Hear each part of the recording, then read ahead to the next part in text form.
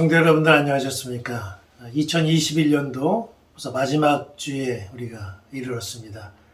올 한 해도 하나님의 말씀을 붙들고 살아가는 우리 모든 가정에게 우리 하나님께서 큰 은혜를 주셨고, 또 2022년도에도 말씀을 붙들고 나가는 우리 가정에 주님이 놀라운 은혜로 채워주실 줄로 믿습니다. 12월 마지막 주 2021년도를 보내는 12월 마지막 주에 가정 예배 드리도록 하겠습니다. 우리 다 함께 사도신경으로 우리의 신앙을 고백합니다. 전능하사 천지를 만드신 하나님 아버지를 내가 믿사오며 그 외아들 우리 주 예수 그리스도를 믿사오니 이는 성령으로 잉태하사 동정녀 마리아에게 나시고 본디오 빌라도에게 고난을 받으사 십자가에 못 박혀 죽으시고 장사한 지 사흘 만에 죽은 자 가운데서 다시 살아나시며 하늘에 오르사 전능하신 하나님 우편에 앉아 계시다가 저리로서 산 자와 죽은 자를 심판하러 오시리라. 성령을 믿사오며 거룩한 공회와 성도가 서로 교통하는 것과 죄를 사하여 주시는 것과 몸이 다시 사는 것과 영원히 사는 것을 믿사옵나이다. 아멘. 우리 다 함께 찬송 383장을 부르겠습니다.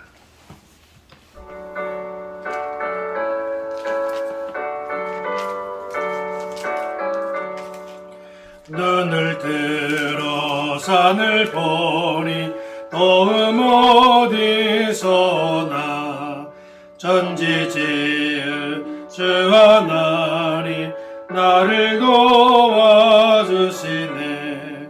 나의 발이 실족지 않게 주가 깨어 지키며 택한 백성 항상 지켜 길을 보호하시네.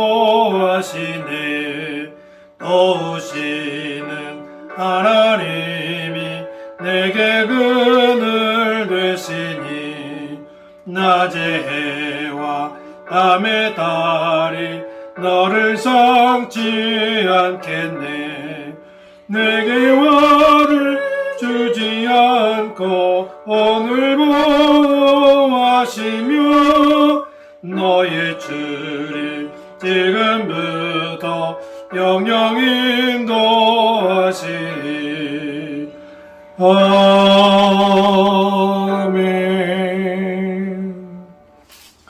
우리 함께 오실 하나님의 말씀은 사무엘상 7장 5절부터 14절까지 말씀입니다. 사무엘상 7장 5절부터 14절까지 말씀 제가 봉독해 드릴 때에 가정에서 함께 말씀을 보시기 바랍니다. 사무엘이 이르되 온 이스라엘은 미스바로 모이라. 내가 너희를 위하여 여호와께 기도하리라 하며 그들이 미스바에 모여 물을 길어 여호와 앞에 붓고 그날 종일 금식하고 거기에서 이르되 우리가 여호와께 범죄하였나이다 하니라. 사무엘이 미스바에 이스라엘 자손을 다스리니라. 이스라엘 자손이 미스바에 모였다 함을 블레셋 사람들이 듣고 그들의 방백들이 이스라엘을 치러 올라온지라. 이스라엘 자손들이 듣고 블레셋 사람들을 두려워하여 이스라엘 자손이 사무엘에게 이르되 당신은 우리를 위하여 우리 하나님 여호와께 쉬지 말고 부르짖어 우리를 블레셋 사람들의 손에서 구원하시게 하소서 하니 사무엘이 젖 먹는 어린 양 하나를 가져다가 온전한 번제를 여호와께 드리고 이스라엘을 위하여 여호와께 부르짖음에 여호와께서 응답하셨더라.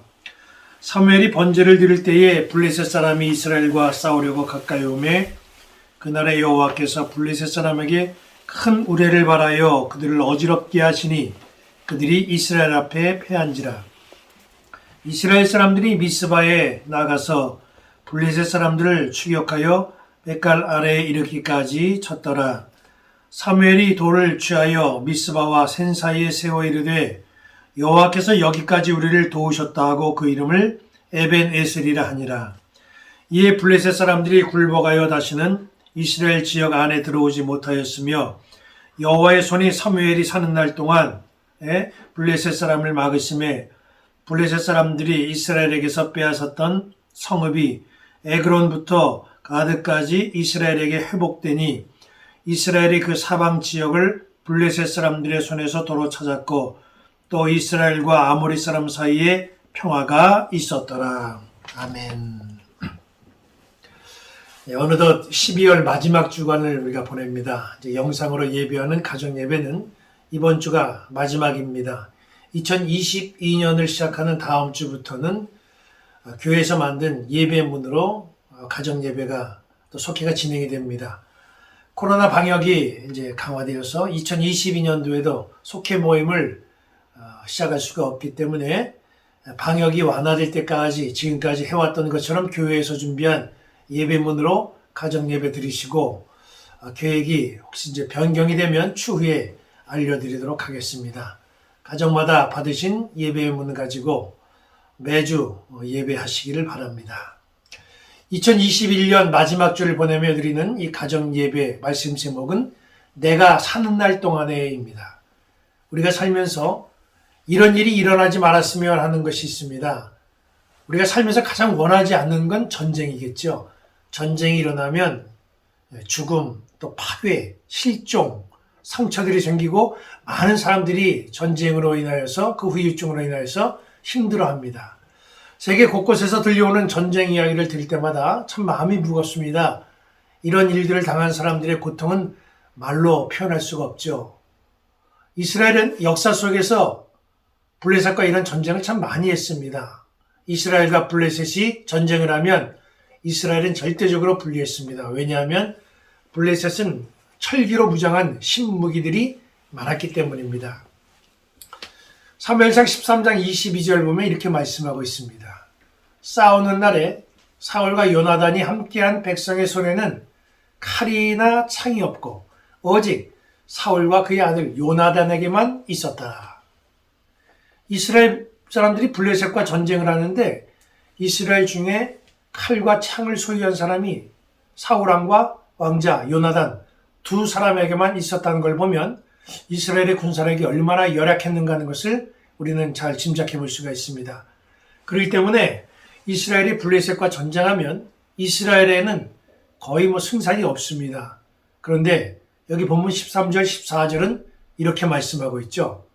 이에 블레셋 사람들이 굴복하여 다시는 이스라엘 지역 안에 들어오지 못하였으며 여호와의 손이 사무엘이 사는 날 동안에 블레셋 사람을 막으심에 블레셋 사람들이 이스라엘에게서 빼앗았던 성읍이 에그론부터 가드까지 이스라엘에게 회복되니 이스라엘이 그 사방 지역을 블레셋 사람들의 손에서 도로 찾았고 또 이스라엘과 아모리 사람 사이에 평화가 있었더라.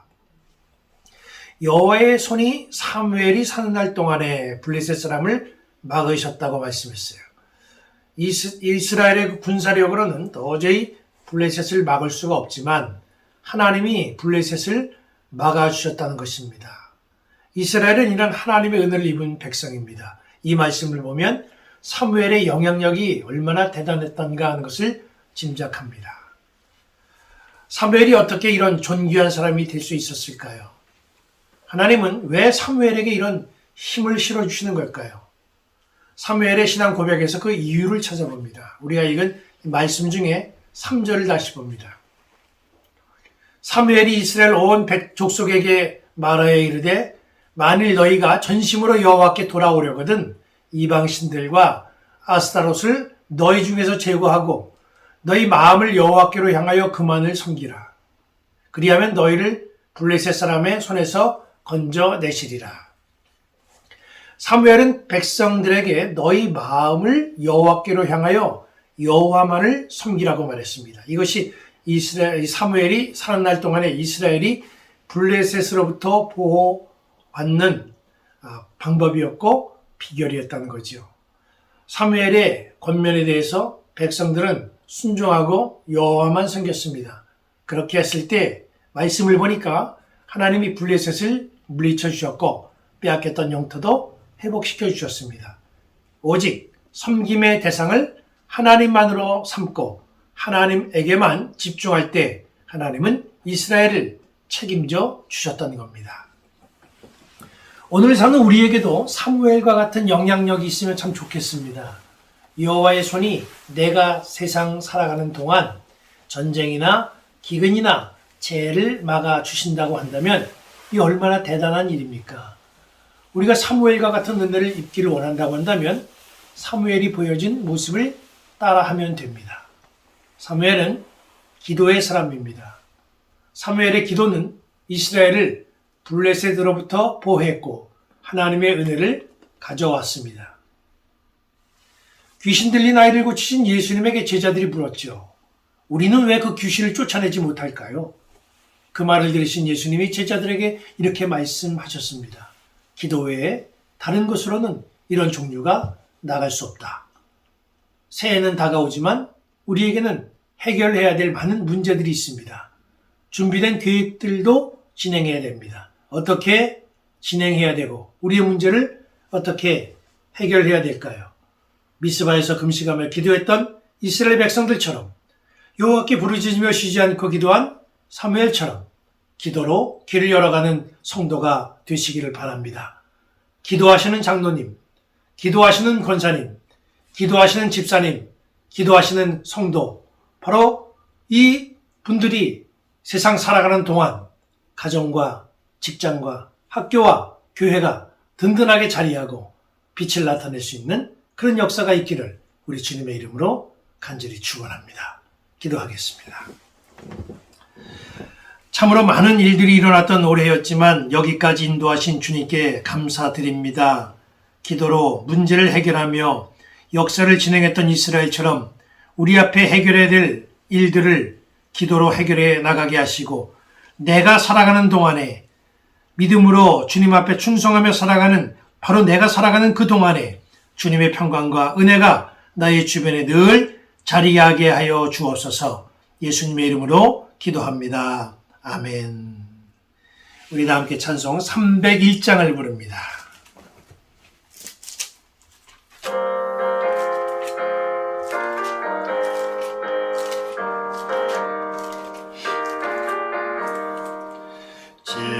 지금까지 지내온 것 주의 크신 은혜로 한이 없는 주의 사랑 어찌 이루 말하랴.